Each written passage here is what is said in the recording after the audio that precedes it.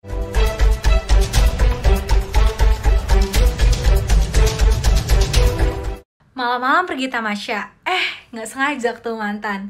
Kembali lagi bersama saya dalam acara Ujian Kehidupan. Selamat pagi semuanya, kembali lagi bersama saya Aurel. Nggak berasa ya, udah hampir 1 tahun kita ngadepin pandemi COVID-19 ini. Mau nggak mau dan siap nggak siap, kita harus bisa beraktivitas lagi seperti normal, walaupun dengan cara yang berbeda. Yang sekolah jadi PJJ, yang kerja jadi WFH. Hingga kini, perkembangan COVID-19 masih terus meningkat. Mari kita saksikan terlebih dahulu angka penambahan COVID oleh Satgas COVID-19.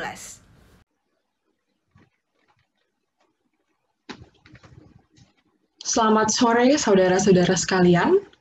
Kembali akan kami sampaikan perkembangan penanganan pandemi COVID-19 sampai hari ini tanggal 29 Februari 2020. Saya bersama dengan Dr. Lola dan Dr. Audi akan menyampaikan pesan mengenai pengendalian COVID-19 serta adaptasi kebiasaan baru yang produktif dan aman dari COVID-19. Saudara-saudara, kinerja data yang kami himpun dari tanggal 15 Januari hingga 29 Januari adalah sebagai berikut.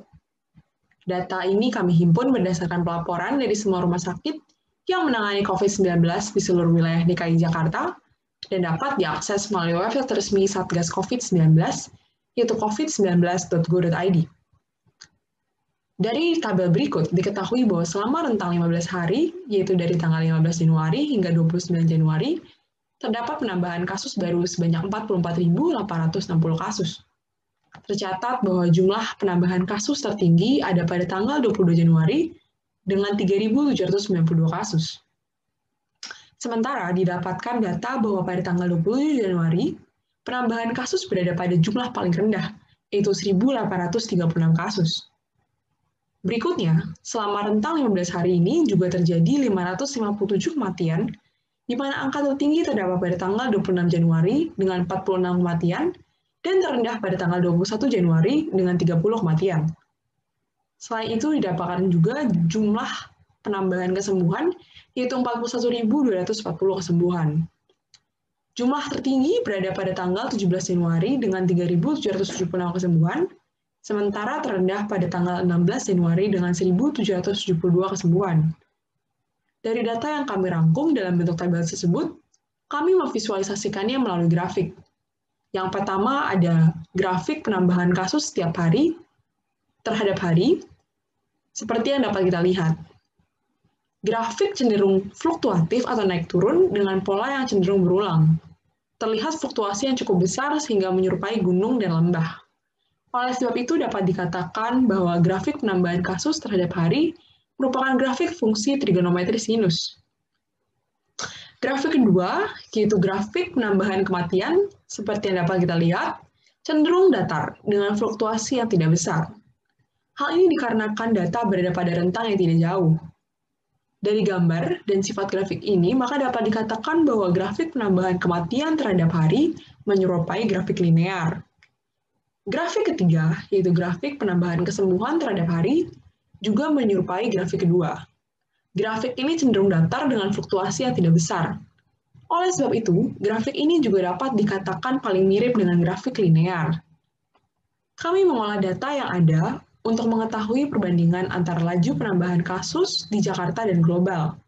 Sebelumnya, kami menghitung rata-rata penambahan kematian per hari di Jakarta dan mendapatkan angka 37. Dari rata-rata ini, kami mencari simpangan baku kematian dan mendapatkan hasil 4,9. Angka ini kemudian kami bagi dengan penambahan jumlah kasus positif, sehingga menghasilkan simpangan baku dalam prosentase. Dihitung juga prosentase kematian global dan persentase kematian DKI Jakarta dengan membagi jumlah pasien meninggal dengan kasus positif. Maka didapatkan bahwa persentase kematian global adalah 2,17%, dan persentase kematian Jakarta adalah 1,24%. Langkah pertama adalah menentukan hipotesis, yaitu H0 berupa laju penambahan kasus Jakarta sama dengan global, dan H1 yaitu laju penambahan kasus Jakarta kurang dari global. Selanjutnya, ditetapkan taraf signifikansi atau alfa sebesar 5% atau 0,05. Langkah ketiga adalah menentukan kriteria pengujian, yaitu H0 diterima jika Z0 lebih besar sama dengan alfa, Z alpha, dan H0 ditolak jika Z0 kurang dari Z alpha. Selanjutnya dilakukan penghitungan sebagai berikut. Dari penghitungan tersebut, didapatkan bahwa nilai Z0 lebih kecil dari Z alpha. Artinya, dapat disimpulkan bahwa laju penambahan kasus Jakarta kurang dari global. Dari kesimpulan ini, maka bisa diprediksi bahwa kasus COVID-19 di Jakarta akan berkurang. Namun, hal ini tidak akan terjadi jika masyarakat tidak menjunjung tinggi protokol kesehatan yang ada. Meski prediksi bahwa kasus COVID-19 akan berkurang, kita sebagai pemegang tanggung jawab kesehatan bersama tidak boleh lengah dalam menghadapi pandemi ini. Kami akan terus memberikan tayangan yang akan disebarluaskan televisi dan siaran radio. Saudara-saudara, mari komitmen kita perkuat, bahwa kita harus aman dan produktif. Oleh karena itu, hanya satu yang harus kita lakukan. Laksanakan protokol kesehatan dengan sebaik-baiknya. Inilah adaptasi dari kebiasaan baru. Terima kasih dan selamat sore.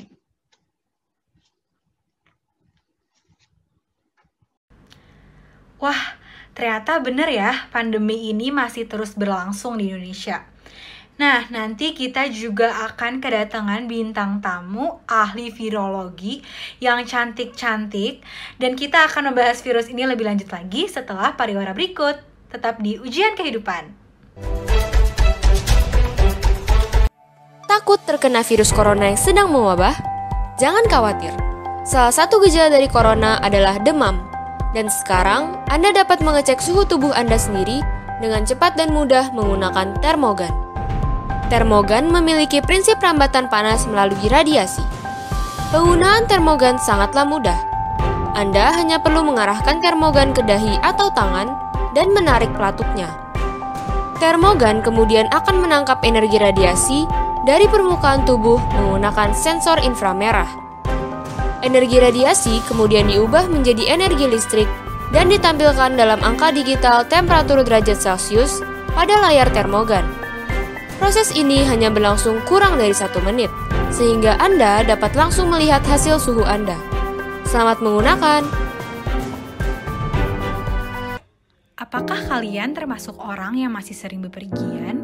Jika iya, lindungilah keluarga Anda dengan mendesinfeksi barang-barang bawaan Anda seperti tas, sepatu, dan topi. Desinfektan ini sudah teruji dapat membunuh pertumbuhan mikroorganisme pada benda mati. Di dalam desinfektan ini mengandung bahan aktif benzalkonium klorida 0,05% dan alkohol 20%. Zat ini bekerja dengan cara menghentikan pertumbuhan beberapa jenis bakteri, virus, dan jamur. Desinfektan Blue Clean ini merupakan desinfektan yang dijual di pasaran. Jadi nggak susah lagi loh untuk dicari. Bye-bye Corona! Kembali lagi dalam Ujian Kehidupan. Langsung aja, nggak perlu lama-lama lagi. Kita panggil bintang tamu kita, ahli virologi, Lola dan Audi. Halo, halo. Halo semua. Nah, Mbak Audi, sebenarnya virus itu apa sih? Terima kasih atas pertanyaannya. Nah, virus itu merupakan sebuah partikel yang sangat kecil yang hidup secara parasit obligat. Virus ini mengandung asam nukleat yang dikelilingi oleh selubung protein bernama kapsid. Nah, sekarang ini kami sedang dihadapi oleh pandemi yang disebabkan oleh virus COVID-19 yang merupakan virus RNA yang menyerang alat pernafasan manusia. Nah, apa aja sih gejala-gejala dari virus COVID-19 sendiri? Ada batuk, ada demam, ada hilangnya indera pengecapan, dan dalam beberapa kasus juga ada yang kesulitan bernafas. Maka itu kita harus hati-hati pada masa seperti ini dan mengikuti protokol kesehatan dengan benar. Iya tuh benar. Nah, selain virus COVID-19, virus apa lagi sih yang harus kita waspadai? Penyakit yang disebabkan oleh virus itu banyak banget ya. Yang paling umum di Indonesia dan yang paling harus diwaspadai yaitu yang pertama ada virus dengue yang dapat menyebabkan demam berdarah. Habis itu ada virus HPV yang dapat menyebabkan kanker serviks. Setelah itu juga ada hepatitis yang dapat merusak hati manusia. Oh, berarti virus itu jahat semua dong ya? Oh, enggak banget ya pemirsa. Jadi selain berkembangnya zaman dan teknologi, kami para peneliti mulai bisa mengetahui kalau variasi virus itu ada baik banget dan gak semua jahat. Bahkan virus yang jahat sekarang udah bisa kita manfaatin untuk menjadi suatu hal yang bermanfaat bagi diri kita manusia. Contohnya kayak vaksin yang kita semua lagi tunggu-tunggu ya pemirsa. Itu vaksin itu sebenarnya mengandung virus juga. Oh, bahaya dong ya kalau kita disuntikin virus. Oh, tenang ya pemirsa. Pastinya virus yang masuk dalam tubuh kita tidak sama ketika kita terinfeksi COVID-19. Virusnya pastinya sudah dimodifikasi sedemikian rupa sehingga ketika vaksin tersebut masuk ke dalam tubuh kita, itu tidak akan menyebabkan kita untuk terjangkit COVID-19. Dan vaksin itu sebenarnya beragam, makanya kalau di TV-TV itu udah banyak. Memang selain perusahaan yang mengeluarkan beda, karena memang variasi vaksin itu juga berbeda. Ada vaksin yang menggunakan RNA virusnya, ada protein virusnya, dan juga vaksin yang menggunakan virus yang sudah dilemahkan atau dinonaktifkan. Tapi tujuannya tetap sama kok. Sama-sama ingin melatih tubuh kita agar lebih biasa dengan patogen virus SARS-CoV-2 ini. Sehingga ketika amit-amit ya kita terkena SARS-CoV-2, tubuh kita udah lebih siap dan tahu cara melawannya sehingga kita bisa terhindar dari penyakit COVID-19. Oh, begitu. Terima kasih ya Mbak Lola, Mbak Audi sudah mau menyempatkan waktunya untuk berbincang-bincang bersama. Semoga informasi yang diberikan dapat berguna bagi pemirsa di rumah. Jangan lupa pemirsa untuk menerapkan 3M, memakai masker, menjaga jarak, dan mencuci tangan. Saya Aurel, pamit undur diri. Sampai jumpa lagi besok.